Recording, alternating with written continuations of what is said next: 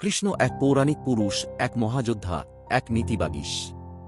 মহাভারতে তাঁর শহর দ্বারকা এক সমৃদ্ধ নগরীর চিত্র আঁকা হয়েছে। কিন্তু প্রশ্ন হল, দ্বারকা কি কেবল মহাভারতের কল্পনার অংশ, নাকি সত্যিই ছিল এক সমুদ্রগর্ভে হারিয়ে যাওয়া রাজকীয় শহর? আজকের এই ভিডিওতে আমরা জানব কৃষ্ণের দ্বারকা শহরের সত্যমিথ্যার রহস্য। দ্বারকা শহরের পৌরাণিক বিবরণ। মহাভারতের হরিবংশ পুরাণ ও ভাগবত পুরাণ অনুসারে কৃষ্ণ যখন মথুরা ছেড়ে যান, তখন তিনি গুজরাত উপকূলে দ্বারকা শহর নির্মাণ করেন। এটি ছিল সাততলা প্রাসাদ দিয়ে গড়া, সোনার, রত্নের, মার্বেলের এক বিশাল সমৃদ্ধ শহর। কৃষ্ণের মৃত্যুর পরে সমুদ্রের জলরাশি উঠে এসে পুরো দ্বারকা শহরকে গ্রাস করে ফেলে, এবং সেই থেকেই দ্বারকা ডুবন্ত শহর হিসেবে কুখ্যাত। আধুনিক কালে অনুসন্ধান শুরু।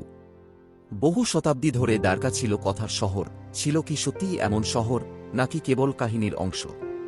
1993 সালে ভারতের মেরিন আর্কিওলজিক্যাল বিভাগ ও ন্যাশনাল ইনস্টিটিউট অফ ওশিয়ানোগ্রাফি প্রথম সমুদ্রতল অনুসন্ধান শুরু করে।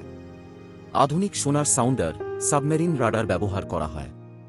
অনুসন্ধানে যা পাওয়া যায়, গুজরাত উপকূলে দ্বারকা উপকূল থেকে প্রায় 3 কিলোমিটার দূরে 20 থেকে 30 মিটার গভীরে মিলেছে প্রাচীন পাথরের স্তম্ভ, নোঙর পাথর, গাঁথা পাথরের রাস্তা, প্রাচীর।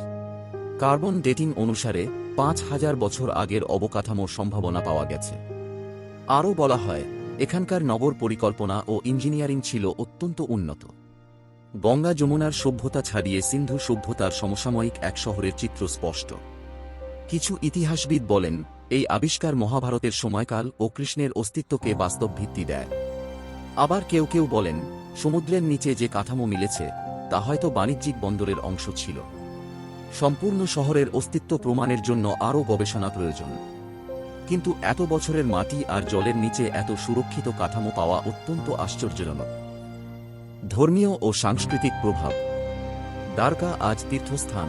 লাখ লাখ ভক্ত দ্বারকাধীশ মন্দিরে পূজা দেন। দ্বারকার রহস্যময় ইতিহাস ভারতীয় জনমানসে এক পর্বের ও কৌতূহলের বিষয়। যদি সত্যিই প্রমাণ হয় সমুদ্রগর্ভে হারিয়ে যাওয়া এক সভ্যতা ছিল, তবে তা হবে বিশ্বের প্রাচীনতম শহরগুলির মধ্যে অন্যতম। বন্ধুরা, দ্বারকা কি সত্যিই ছিল কৃষ্ণের গড়া শহর, নাকি কেবল পৌরাণিক কল্পনা? অন্য শহরের মতোই প্রকৃতির নিয়মে হারিয়ে গিয়েছিল দ্বারকা, তাও হতে পারে। কিন্তু বিজ্ঞান বলছে এর পেছনে বাস্তব ভিত্তি রয়েছে। উত্তর আজও মিলেনি পুরোপুরি।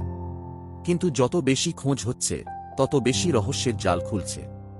আপনার কি মনে হয়, দ্বারকা কি কল্পনা নাকি বাস্তব? নিচে কমেন্ট করে জানাতে ভুলবেন না। ভিডিওটি ভালো লাগলে লাইক দিন, শেয়ার করুন এবং চ্যানেলটি সাবস্ক্রাইব করুন। দ্বারকা এক শহর, এক রহস্য, এক বিশ্বাস যার সত্য আজও সমুদ্রের নিচে অপেক্ষা করছে।